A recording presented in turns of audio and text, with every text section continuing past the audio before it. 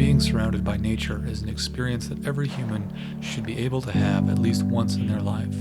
That's me with my wife and her parents in August 2014 in Twin Lakes, Colorado. And that star time lapse was the first footage I filmed in my journey to a better understanding of the pine beetle. For me though, this journey really started 15 years ago when I came across my first tree destroyed by a pine beetle along a trail I was hiking. My initial thoughts were that the beetle would have to be large and have sharp teeth. As it turns out, I couldn't have been further from the truth, but it would take me another 10 years to find out. In 2010, while sitting in the transfer center in the heart of Boulder, I came across an advertisement for a series of videos produced by the Learn More About Climate initiative. They shared their footage with me, and it is here that we start with a brief overview by Professor Jeff Minton on the pine beetle outbreak and what made it so different from past outbreaks in his mind. On the first hand, I'm going to tell you, this is no big deal. Bark beetles have been killing conifers for 35 million years. They go into epidemics every 30 to 70 years. This is no big deal.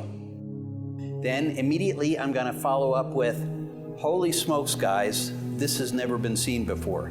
One of the things that we've found that is most surprising is that the bark beetle life cycle has really changed. Bark beetles now are starting 2 months earlier. Furthermore, we catch them later. We catch them as late as September 20th. So the season is fully twice as long as it used to be. For those that get out early, they can get to the trees in early June and start a brood.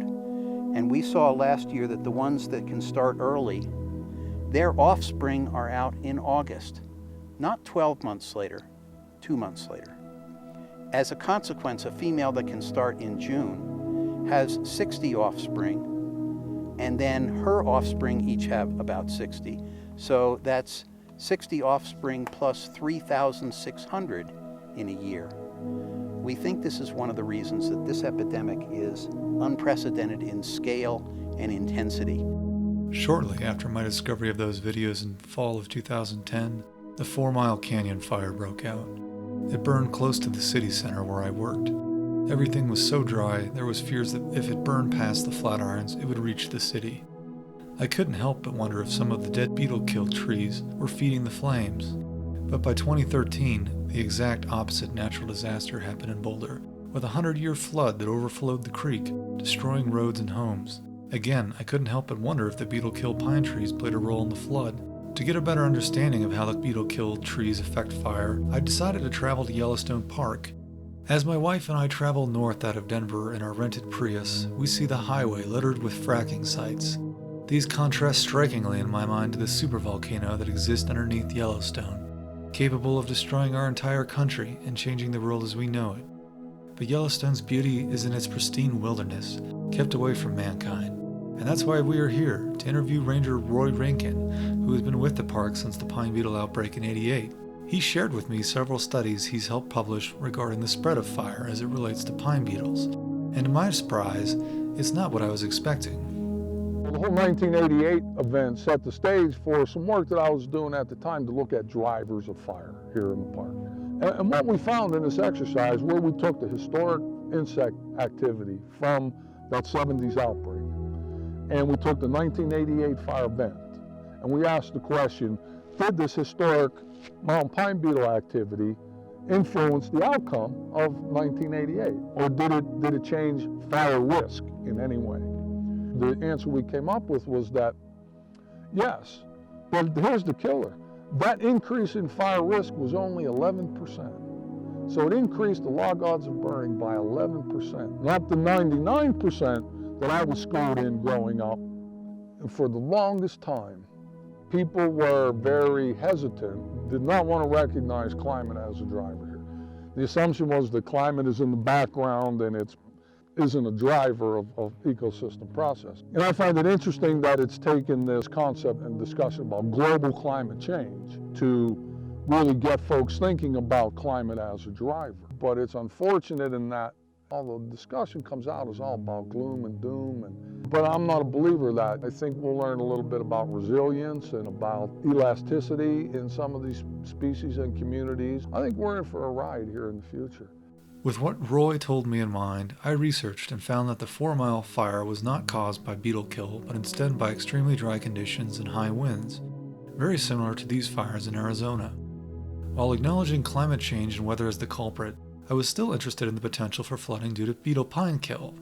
On our way back from Yellowstone, we traveled through the Medicine Bow National Forest, a gorgeous expanse of land that suffered from the recent pine beetle outbreak. While researching the pine beetle outbreak in this region, I stumbled upon some footage from researchers at the University of Wyoming who analyzed the effects of the mountain pine beetle outbreak on watersheds.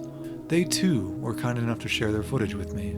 So one of the main questions that we're asking about the impact of bark beetles is how does it change what's called transpiration?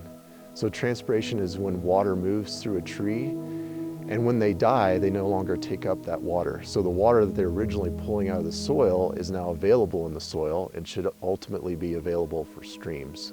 What we actually found is that we don't see any difference in the amount of water in streams. Bark beetles make a dramatic visual impact on the forest, but a lot of the basic processes of the forest change much less than we expected. And so that's good news. The forest is resilient to these kinds of outbreaks. It's a natural part of the forest processes, and so the forest will recover. So after all the speculation about this devastating pest I thought the pine beetle was, it turned out that its purpose was beneficial to the forest. It did not contribute to the fires or the flooding that I initially thought. In the end, it turned out to be climate change that was the real threat.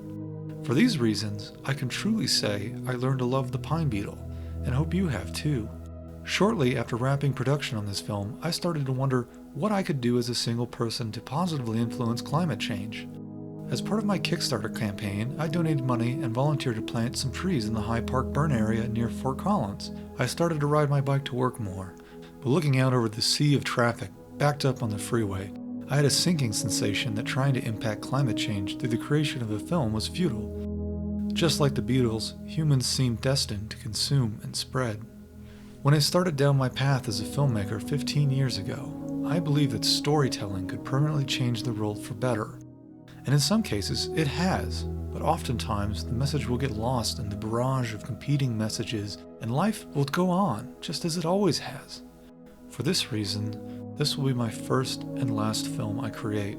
From here on, I'm dedicated to a single purpose, and the next time you hear my name, it won't be about me trying to inspire change, but rather inventing that change.